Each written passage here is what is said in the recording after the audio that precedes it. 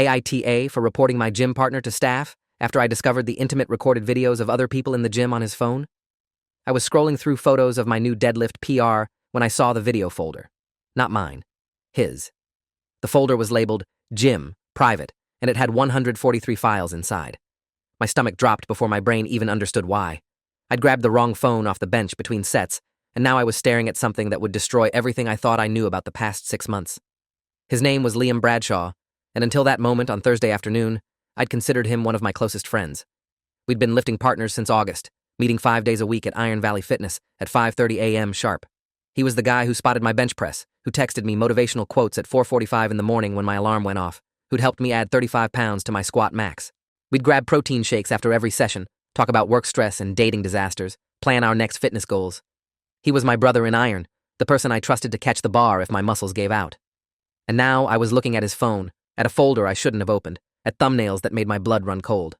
The first thumbnail showed a woman in yoga pants bending over to tie her shoe near the stretching mats. The angle was low, focused upward. The second showed someone in the locker room, partially undressed. The third was worse. I set the phone down like it was radioactive and picked up my own. They were identical black cases, same model, both without decorative stickers. An honest mistake. But what I'd seen wasn't a mistake at all. I'd been training at Iron Valley for 3 years, but I'd only known Liam since last summer when he approached me during a particularly brutal squat session. I was on my 4th set, legs shaking, when he appeared beside the rack. "Your form's solid, man. You need a spotter?" His smile was easy, genuine. He had that classic gym bro look, short dark hair, sleeve tattoo on his left arm, the kind of build that comes from years of consistent work. We got to talking between sets, discovered we had similar schedules and goals, and by the end of that workout, we'd exchanged numbers. Within 2 weeks, we had an unbreakable routine. He was reliable in a way most people aren't. Never late, never canceled, always pushing me to go heavier, lift stronger. He worked as a project manager for a construction firm, had a girlfriend named Natasha, who he'd been with for 2 years, owned a condo downtown. Normal guy, good guy, or so I thought. Looking back now, there were moments I should have questioned. The way he always positioned himself near the women's section during our rest periods. How he'd offer to film anyone's form check, male or female, but seemed especially eager when it was women asking. The brand new phone he'd upgraded to 3 months ago, citing better camera quality for tracking fitness progress. "The video stabilization is insane, bro," he'd said, showing me slow-motion footage of his Romanian deadlifts. I'd been impressed. I'd been so stupid. My hands were shaking as I picked up his phone again. I needed to be sure. Maybe it was a misunderstanding. Maybe these were sent to him by Natasha. Maybe there was some explanation that didn't involve what my gut was screaming at me. I opened the folder fully. The files were organized by date, going back 7 months. July through January. Hundreds of videos and photos. I recognized the gym's interior in almost every single one. The blue and gray color scheme, the motivational quotes on the walls, the specific layout of equipment. I recognized faces. Women I'd seen dozens of times, regulars who came in for spin class or weightlifting, women who smiled and said good morning when we crossed paths in the facility. They had no idea they were being filmed. The angles made that clear. Low shots, zoomed perspectives, footage captured from a phone positioned in a gym bag with the camera lens exposed or propped against a water bottle on a bench. Several videos were from the locker room. My throat closed up. I couldn't breathe right. The locker room had clearly posted signs. No phones or recording devices permitted. Everyone knew that rule. Everyone followed it. Except Liam, apparently, had been breaking it systematically for months. I sat there on the workout bench, both phones in my hands, trying to figure out what to do. The gym was moderately busy for a Thursday afternoon. Maybe 20 people scattered across the floor, music pumping through the speakers, the rhythmic clang of weights being racked and released. Liam had gone to refill his water bottle 3 minutes ago. He'd be back any second. My first instinct was to confront him directly, to shove the phone in his face and demand an explanation. But something stopped me. Maybe it was the sheer volume of files, the methodical organization. The timestamps showing this had been happening almost daily for months. This wasn't a one-time mistake or a bad decision made in a weak moment. This was systematic, predatory, planned. If I confronted him now, he could delete everything before anyone else saw it. He could claim I was lying, that I'd doctored the evidence, that I was trying to sabotage him for some invented reason. I needed to be smart about this. I needed to think like someone building a case, not like someone who'd just had their entire perception of a friendship shattered in 30 seconds. I pulled out my own phone and started taking photos of his screen. I photographed the folder name, the file count, individual thumbnails, the dates. My hands were still shaking, making some of the shots blurry, but I got enough clear images to prove what I'd found. Then I heard his voice behind me. "Hey man, ready for the next set?" I nearly dropped both phones. I turned, and there he was, Liam, holding his water bottle, completely normal expression, no idea that I'd just uncovered his secret. I managed to keep my voice steady. "Yeah, actually, I think I grabbed your phone by mistake. Here. I held it out to him. He laughed, taking it from me. No worries. Happens all the time with these cases. I keep meaning to get a different color. He pocketed the phone without checking it, without any sign of panic or concern. Why would he be worried? He thought his secret was safe. He thought I was just his loyal gym buddy, too focused on gains to notice anything wrong. The rest of our workout was torture. I went through the motions, spotting his sets, completing my own, acting like everything was normal while my mind raced through options.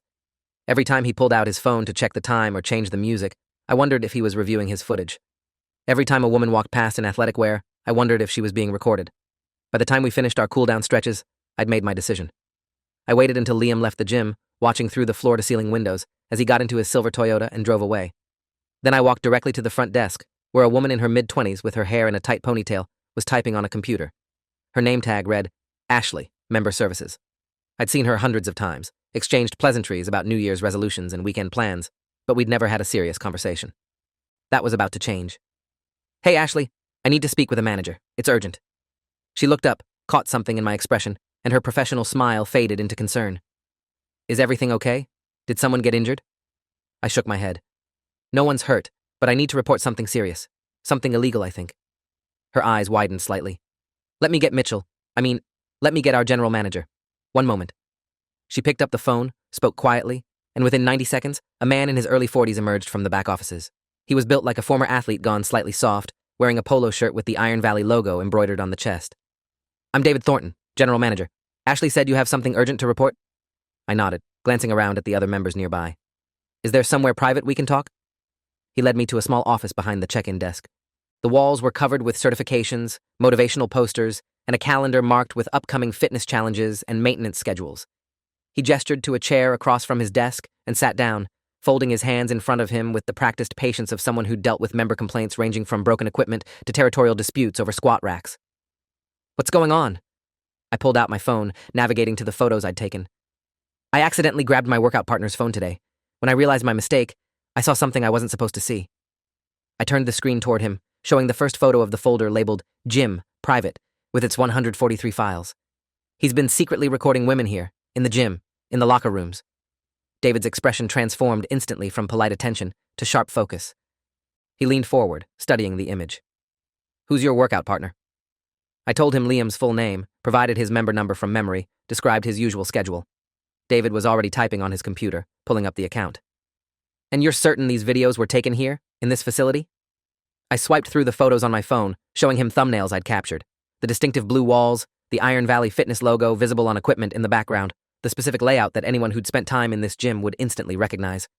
I'm certain, and some of them are from the men's locker room, where phones aren't even allowed. David's jaw tightened. He stood up, walked to his door, and called out to Ashley. Call the police. Tell them we need an officer here immediately for a potential criminal matter. Then I need you to pull all security footage from the past week. He turned back to me. I need you to send those photos to my email right now, and then I need you to write down everything you remember, the exact time you discovered this, what you saw, any details about how these videos might have been captured. He slid a legal pad and pen across the desk. This is serious. If what you're saying is accurate, we're talking about multiple felonies. I also need to know, did you confront him about this? I shook my head. No. He came back from getting water. I gave him his phone back. We finished our workout. He left about 15 minutes ago. David nodded approvingly. Good. You did the right thing coming to me instead of confronting him directly. If he knew you'd seen this, he could have destroyed evidence.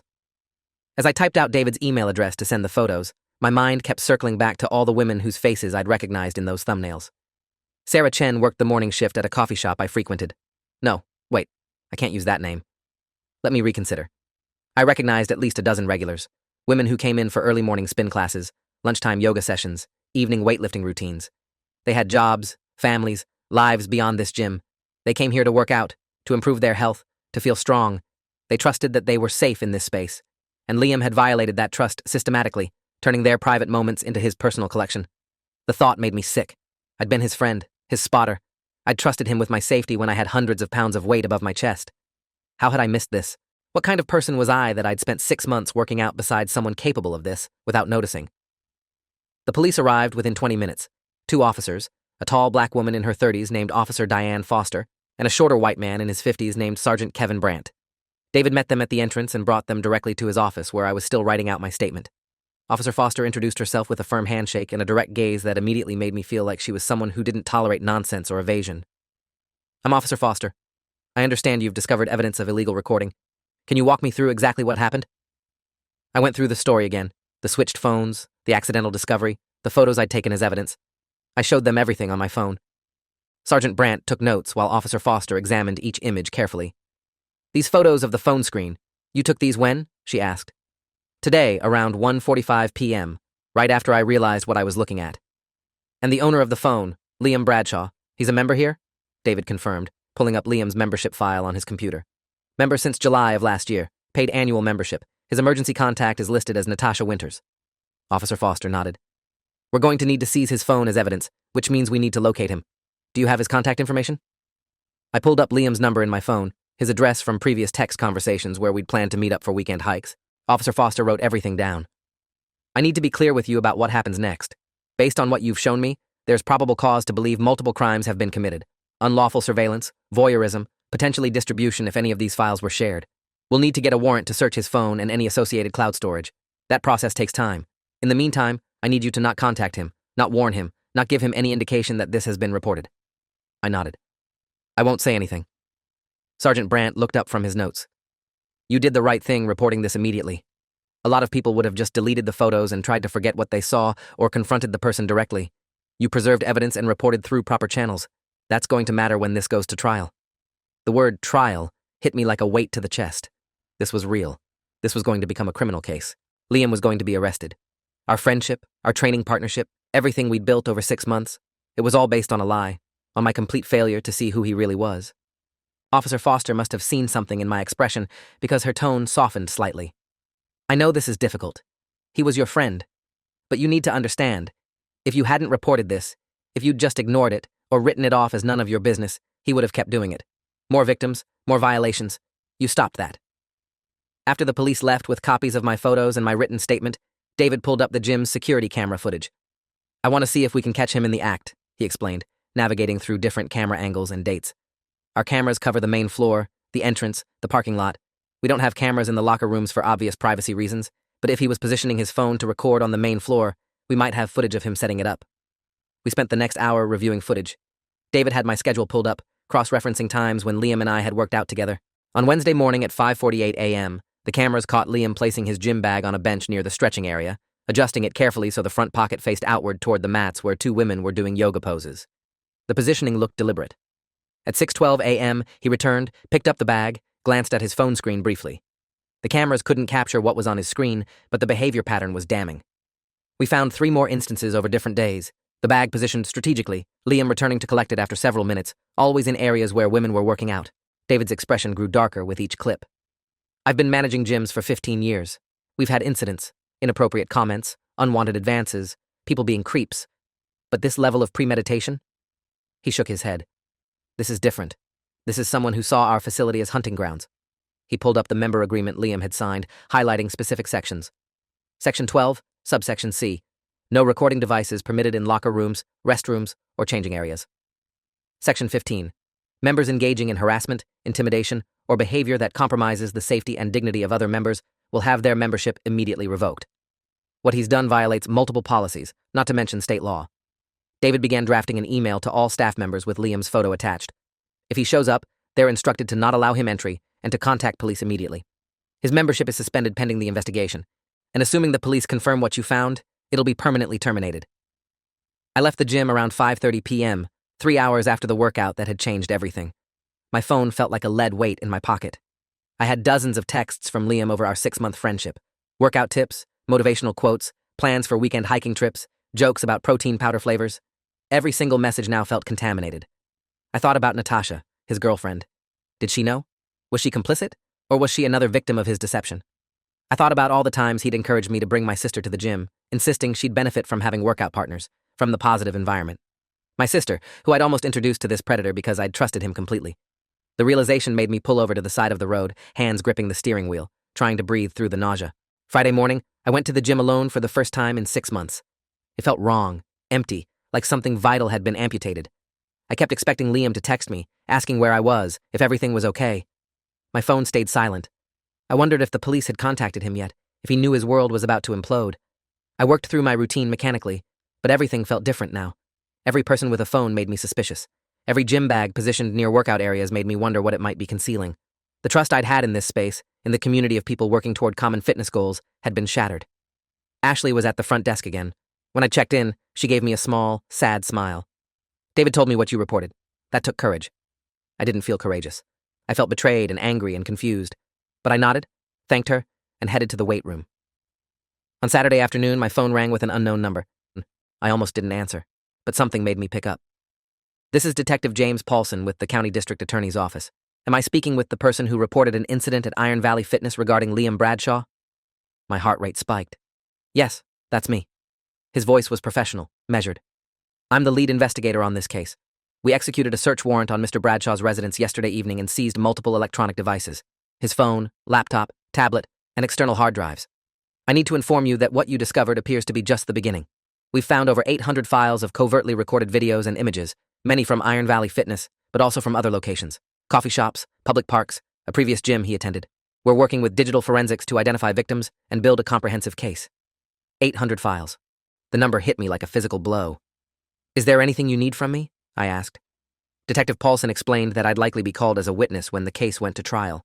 In the meantime, he needed me to remain available for additional questions and to not discuss the case publicly or on social media. "Mr. Bradshaw was arrested yesterday at 6:15 p.m. He's currently being held on $100,000 bail, facing multiple charges including felony voyeurism, unlawful surveillance, and invasion of privacy. We're also investigating whether any of the material was distributed online, which would add federal charges." I asked the question that had been haunting me. "The women in those videos, do they know yet?" Detective Paulson's voice softened. "We're in the process of identifying and notifying victims. It's a delicate process. Many of them have no idea they were recorded. We have victim advocates working with our office to provide support and resources. Your report initiated this investigation. Without your willingness to come forward, these violations would have continued indefinitely." The following week felt surreal. I kept going to the gym, maintaining my routine, but the joy had been stripped from it. Several women I recognized from Liam's videos came in for their regular workouts, completely unaware of what had happened to them. I wanted to warn them, to apologize on behalf of all the men who weren't predators, but had somehow failed to spot the one who was. But Detective Paulson had been clear. I couldn't discuss the case. So I just worked out in silence, watching them go through their routines, knowing their lives were about to be upended by the truth. On Thursday, exactly 1 week after my discovery, David called me into his office again. "I wanted to update you. We've been contacted by 12 women so far who have come forward after being notified by police that they were recorded without consent. Several are pursuing civil lawsuits against both Bradshaw and the gym." My stomach dropped. "Against the gym? But you had policies in place." David nodded wearily. "We did. But their attorneys are arguing we should have had better security measures, more monitoring, more frequent locker room checks. They're not wrong. We're reviewing our entire security protocol, installing additional cameras in public areas, implementing random bag checks, increasing staff presence. But the damage is done. Some of these women say they can never come back here, that this space has been permanently violated for them." The weight of that settled on me. Liam hadn't just violated individual women. He'd violated an entire community, destroyed the sense of safety that had taken years to build. And I'd been his friend, his willing accomplice in maintaining the facade of normalcy that had allowed him to operate undetected. If you are enjoying this story already, please subscribe to see more stories like this. The preliminary hearing was scheduled for late February. I received a subpoena to testify about my discovery of the evidence. My attorney, a sharp woman in her 50s named Rebecca Hollis, who specialized in witness preparation, walked me through what to expect. "The defense is going to try to discredit how you obtained the evidence. They'll argue the phone switch wasn't accidental, that you deliberately invaded his privacy. You need to be absolutely clear and consistent about the sequence of events." We practiced my testimony over and over until I could recite the details without hesitation. January 22nd, approximately 1:43 p.m. I reached for what I believed was my phone on the bench between our sets. Both phones were identical black cases. When I unlocked it, using the same swipe pattern I use on my own phone, which only worked because his phone wasn't password protected at the time, I immediately saw the photo gallery was different from mine. That's when I noticed the folder. That's when I saw the thumbnails. That's when I understood what I was looking at. The hearing itself was brutal. Liam sat at the defense table in a suit I'd never seen him wear, looking simultaneously defiant and terrified. He wouldn't make eye contact with me. His attorney, a slick man in his 40s named Gerald Finch, tried everything to undermine my testimony. "Isn't it true that you'd been planning to start your own personal training business and saw Mr. Bradshaw as competition?" I stated clearly, "No, that's not true." "Isn't it true you'd argued with Mr. Bradshaw about his girlfriend and were jealous of their relationship?" Another lie. "No, We never argued about his relationship. Isn't it convenient that you accidentally picked up his phone at the exact moment he'd stepped away, giving you perfect opportunity to snoop? I kept my voice steady. I picked up what I thought was my own phone. The discovery was accidental. What I found was not. The prosecutor, Assistant District Attorney Linda Chen. Wait, I need to avoid that name. Let me reconsider. The prosecutor, Assistant District Attorney Monica Reeves, presented the digital forensics evidence. The expert witness, Dr. Lawrence Kimball, a specialist in digital forensics with 20 years of experience, walked the court through the metadata. The files recovered from Mr. Bradshaw's devices show a clear pattern of behavior spanning 8 months.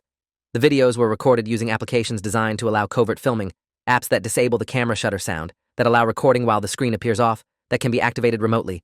This wasn't accidental or casual. This was systematic and deliberate. Dr. Kimball showed examples of the folder organization, the file naming conventions that included dates and locations, the backup systems Bradshaw had implemented to ensure the files wouldn't be lost. One particularly damning piece of evidence was a text conversation recovered from Liam's phone with someone named Darkroom_88, where he discussed techniques for covert recording and shared some of his footage. The recipient's identity was still under investigation, but it proved distribution had occurred. The defense tried to argue that the search warrant had been based on illegally obtained evidence since I'd accessed Liam's phone without permission. But Judge Helen Cartwright, a no-nonsense woman in her 60s with 30 years on the bench, shut that down immediately. The defendant had no reasonable expectation of privacy in a phone left unlocked in a public space. The initial observation by the witness was accidental. Once probable cause was established through that observation, law enforcement followed proper procedures to obtain warrants. The evidence stands. The judge ruled that there was sufficient probable cause to proceed to trial. Liam's bail was revoked after prosecutors presented evidence he'd been attempting to contact potential victims through burner phones. He was remanded to custody. As they led him out of the courtroom in handcuffs, he finally looked at me. The expression on his face wasn't remorse or shame. It was pure hatred. Like I'd betrayed him by refusing to keep his secret, by choosing the victims over our friendship. The trial itself was scheduled for April, giving both sides time to prepare. In the weeks leading up to it, more victims came forward. The final count was 38 women who could be identified from the videos, plus an unknown number who couldn't be identified due to angle or image quality. Several gave victim impact statements that were released to the media. One woman, identified only as Jane Doe 7 in court documents, wrote, "I came to Iron Valley Fitness to get stronger after leaving an abusive relationship. I thought I was building my confidence, taking control of my body and my life. Now I know that while I was doing squats and deadlifts, feeling powerful and capable, a predator was reducing me to content for his collection. I can't go back to that gym. I can't trust workout spaces. He stole my sense of safety when I was trying to rebuild it." Reading her statement, and the others like it, destroyed me. I thought about all the times Liam and I had joked around between sets, all the times I'd vouched for him as a solid guy, a good dude, someone you could trust. I'd been his character reference without knowing what his character actually was. I'd been the friend who made him seem normal, approachable, safe. How many women had let their guard down around him because I was there? Because my presence suggested he was trustworthy? The guilt was crushing. Rebecca, my attorney, told me I needed to let it go. "You're not responsible for his actions. You reported him the moment you knew. That's all anyone could ask." But it didn't feel like enough. The trial lasted 3 weeks. The prosecution presented overwhelming evidence. The videos themselves, shown in court with identifying features blurred to protect victims, the digital forensics analysis, testimony from gym staff about the security footage showing Liam positioning his bag strategically, testimony from victims about the psychological impact, and testimony from me about the discovery. The defense's strategy was to paint Liam as a fitness enthusiast who'd made poor decisions but wasn't a dangerous criminal. They tried to argue that most of the recordings were of people in public spaces where there was no expectation of privacy. That argument fell apart when the locker room footage was introduced. Those recordings violated clearly posted rules and state law. There was no gray area, no room for interpretation. The defense also tried to present character witnesses, Liam's mother, his former boss, a college friend, who testified that he was a good person who'd made mistakes. But Monica Reeves systematically dismantled those testimonies. "Ms. Bradshaw, you testified your son is a good person. Were you aware he'd been secretly recording women in states of undress? Mr. Liu, you testified that Liam was a trustworthy employee. Were you aware he'd installed covert recording applications on his phone to film people without consent?" Each question highlighted the gap between the person they thought they knew and the person the evidence revealed. When it was my turn to testify during the trial itself, I was on the stand for 6 hours over 2 days. The defense attorney tried to break my story, to find inconsistencies, to suggest I'd had ulterior motives. But there was nothing to find because I'd told the truth from the beginning. Yes, I'd considered Liam a friend. Yes, I'd trusted him. Yes, discovering what he'd done had been devastating. And yes, I'd reported him immediately because it was the right thing to do. The prosecution's closing argument focused on the systematic nature of the violations. This wasn't a mistake. This wasn't a momentary lapse in judgment. Over 8 months, the defendant woke up hundreds of mornings and made a conscious choice to violate the privacy and dignity of women who trusted they were safe in spaces designated for fitness and health. He developed techniques, used specialized applications, created organizational systems for his collection. He shared his footage with at least one other individual, exposing his victims to unknown additional violation. He showed no remorse, no recognition of wrongdoing, no acceptance of responsibility. Even now, he maintains that he did nothing wrong, that recording people in locker rooms and intimate situations without consent is somehow defensible. Monica paused, looking at the jury. The defendant's workout partner discovered this by accident. If that phone switch hadn't happened, how many more victims would there have been? How much longer would this have continued? The defendant showed no signs of stopping. He'd only become more sophisticated in his methods. The jury deliberated for 8 hours. When they returned, the verdict was unanimous on all counts. Guilty of 42 counts of felony voyeurism, guilty of unlawful surveillance, guilty of distribution of unlawful recordings. The judge scheduled sentencing for 6 weeks out. In the meantime, Liam remained in custody. The media coverage was extensive. Local news ran stories with headlines like "Gym Predator Convicted" and 8 months of secret recording ends in multiple felonies.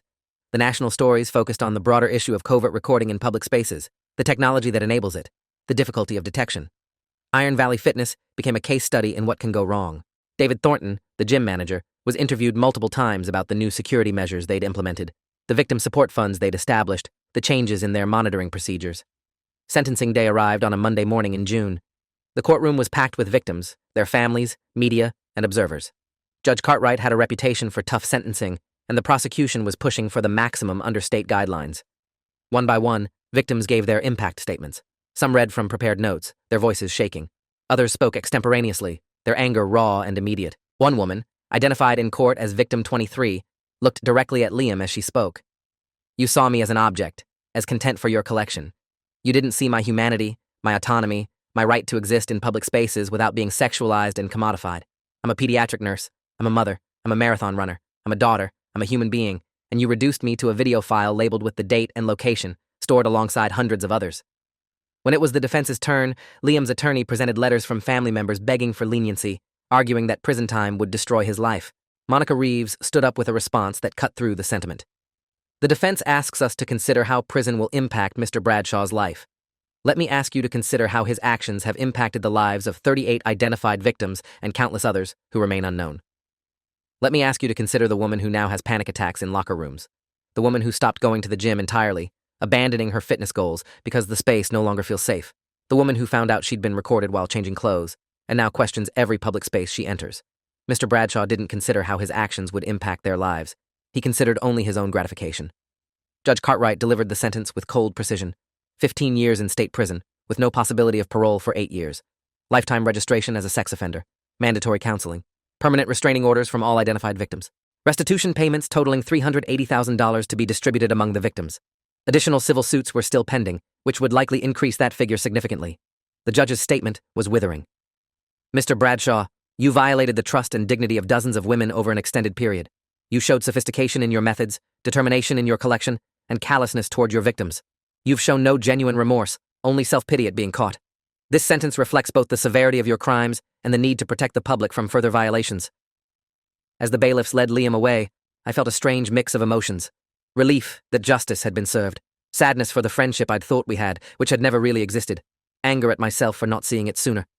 And a deep, persistent question. What kind of friend had I actually been? Had there been signs I'd ignored because they were inconvenient? Had I dismissed red flags because I valued the workout partnership too much to examine it critically? I thought about all the times Liam had encouraged me to film form checks, to record our PRs, to document our progress. Had he been testing me, seeing if I shared his inclinations? Or had I just been useful cover, the normal gym buddy who made him seem less suspicious? After the sentencing, several victims approached me in the courthouse hallway. One woman, probably in her early 30s with kind eyes, extended her hand. "I'm victim 19. The prosecutors told me you're the one who reported him." I shook her hand, feeling the weight of what that number represented. She was the 19th person whose life he'd violated. "I'm sorry I didn't see it sooner," I said. She shook her head firmly. "Don't apologize. You reported it the moment you knew. That's more than a lot of people would do. You chose to do the right thing even though it cost you a friendship. That matters." Another woman, younger, maybe mid-20s, spoke up. "The detective said you took photos of the evidence before returning his phone. That quick thinking preserved everything. If you'd confronted him or just told staff without proof, he could have deleted it all and claimed you were lying." A third woman added, You could have just minded your own business, told yourself it wasn't your problem. But you didn't. You stood up. Thank you. Their gratitude felt undeserved, but I accepted it because they needed to give it. They needed to know that someone had chosen them over male friendship, over the easy path, over the instinct to look away from uncomfortable truths. In the months after the sentencing, life slowly found a new normal. I continued going to Iron Valley Fitness, though I eventually switched to evening workouts instead of my old 5:30 a.m. slot. Too many ghosts in the early morning hours. I found new workout partners, though it took time to trust anyone the way I'd mistakenly trusted Liam. David Thornton implemented a comprehensive overhaul of gym security. More cameras, more staff training, mandatory annual background checks for all members, stricter enforcement of the no-phone policy in locker rooms. Some members left, unable to feel safe in the space anymore. New members joined, attracted by the transparency about what had happened and what had changed. I gave interviews to several media outlets about the experience, hoping it might encourage others to report suspicious behavior. One interview question stuck with me. What would you say to someone who suspects something wrong but isn't sure they should report it? My answer came easily. Report it. The worst-case scenario if you're wrong is a brief embarrassment. The worst-case scenario if you're right but stay silent is that the abuse continues and potentially escalates. There's no comparison. Report it. I also became involved with a nonprofit organization called Safety in Fitness Spaces, which advocates for better security protocols in gyms, education about covert recording technology, and support for victims of voyeurism. They asked me to speak at their annual conference about my experience. Standing on that stage, looking out at an audience of gym owners, fitness professionals, and victims advocates, I finally felt like something good might come from the horror of that Thursday afternoon discovery. The question of friendship haunted me for a long time. I'd thought Liam was my brother in iron, my reliable partner, someone I could count on. Learning he was a predator didn't just destroy that specific friendship. It made me question my judgment about people in general. How had I been so wrong? How had I spent 6 months in close proximity to someone capable of such violations without sensing anything off? My therapist, Dr. Vanessa Price, helped me work through it. Predators are skilled at presenting a normal facade. That's how they operate undetected. Your failure wasn't in missing the signs. It was in assuming the signs you didn't see meant they didn't exist. Most people aren't predators, so we default to trust. That's not a character flaw. It's how functional societies operate. She paused. What matters is what you did when you learned the truth. You didn't rationalize it, minimize it, or protect him. You chose the victims. That's who you are. A year after the sentencing, I ran into Natasha, Liam's ex-girlfriend, at a coffee shop. She looked tired, older than I remembered. We made eye contact, and for a moment, I thought she might turn away. Instead, she approached my table. Can I sit? I gestured to the empty chair. She sat down, folding her hands around her coffee cup. I never thanked you for reporting him. I didn't know what to say. I didn't know if you'd want to hear from me. I thought maybe you'd blame me for... She cut me off. The police told me you reported it immediately, that you preserved evidence instead of confronting him. Do you know what that means to me? She took a shaky breath. I lived with him for 2 years. I thought I knew him. Finding out what he'd been doing, who he really was, it destroyed my sense of reality. But knowing that you, his friend, chose to report him the moment you knew, that helped me understand it wasn't obvious, that I wasn't stupid for not seeing it. If his workout buddy didn't see it, maybe I wasn't blind. Maybe he was just that good at hiding. We talked for an hour. She told me about the therapy she was in, the trust issues she was working through, the slow process of rebuilding her life. She told me she'd been interviewed by the police as part of their investigation, had handed over Liam's laptop and tablet, had cooperated fully even though it meant confronting the reality of who she'd been dating. They asked if I knew about the videos. I didn't. But they found messages between us where I'd mentioned going to the gym with him a few times, and they needed to verify I wasn't recorded without consent.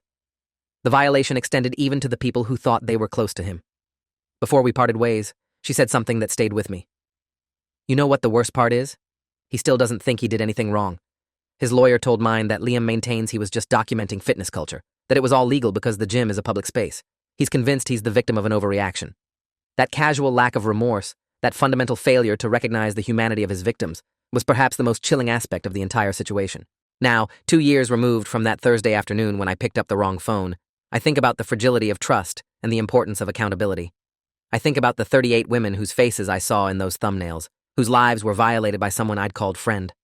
I think about the courage it took for them to come forward, to relive their violation in victim impact statements, to face their abuser in court. And I think about the simple accident that exposed everything. 2 identical phone cases, a moment of confusion, a decision to open a folder I shouldn't have seen. If I hadn't made that mistake, if I'd grabbed the right phone, how much longer would Liam have continued? How many more victims would there have been before someone else discovered his secret? The gym feels different now, but I still go. I still lift, still push myself toward new personal records, still believe in the community of people working toward strength and health. But I'm more aware. I notice when someone positions their phone strangely, when someone seems too interested in filming others, when the usual rules about locker room privacy seem to be bent. I speak up more quickly, report more readily, and when new members ask me about the gym's history, about what happened, I tell them the truth. I tell them about Liam Bradshaw, about the 8 months of violations, about the trial and conviction. I tell them about the security improvements that came from it, the awareness that emerged from tragedy. And I tell them the most important thing I learned: when you see something wrong, when you have evidence of harm, you have a responsibility to act. Not because it's easy, not because it won't cost you something, but because silence enables predators and condemns victims to continued violation. The friendship I lost was never real. The person I thought Liam was didn't exist. What was real was the harm he caused, the lives he damaged, and the choice I made to prioritize truth and justice over loyalty to a lie. I don't regret that choice. I never will. The barbell still feels heavy, the weights still challenge me, the early morning workouts still test my discipline. But now I lift with the knowledge that strength isn't just physical. It's also the strength to do the right thing when it's hard, to choose integrity over convenience, to stand with victims even when it costs you something you valued. That's the real personal record I achieved. Not the weight on the bar, but the weight of responsibility I chose to carry when it mattered most. If you enjoyed this, you'll definitely want to see the next ones too. So subscribe now and let me know your take in the comments.